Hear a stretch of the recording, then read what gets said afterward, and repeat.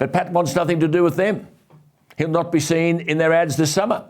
He said cricket needed to think carefully about which companies they're aligned with.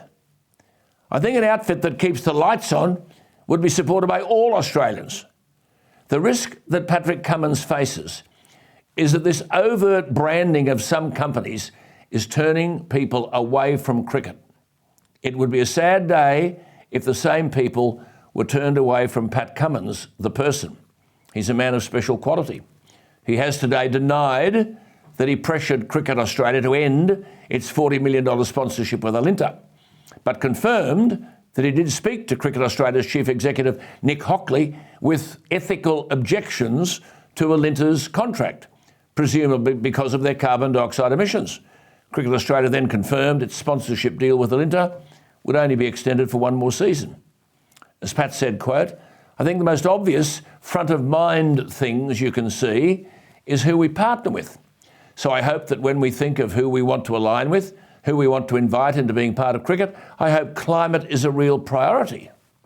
Unquote. Pat, I don't know what you know about climate, but have you ever contemplated the thought that you might be wrong? And secondly, that many in the cricket community don't like the look of sporting teams entering the realm of politics. The battler in Struggle Street knows that with the lucrative salaries paid to Australian cricketers, they can afford to pay more for electricity and gas. But here's some news, Pat, for you and your fellow cricketers. The average punter can't. And because of activists like you, energy prices are skyrocketing. Next year, we may well be set for blackouts, shortages, and further escalation in price. You'll be fine. You can cop the high bills. And don't forget those poor Indians against whom you play.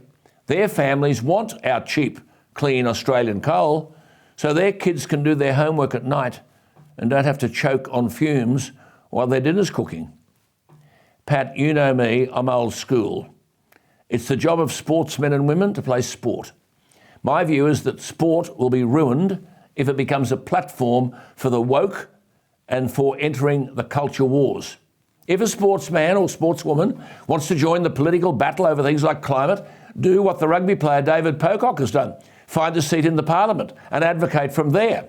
Till then, remember that the captain of Australia in any team has a responsibility to the sport, but also to the supporters, many of whom are also corporate people.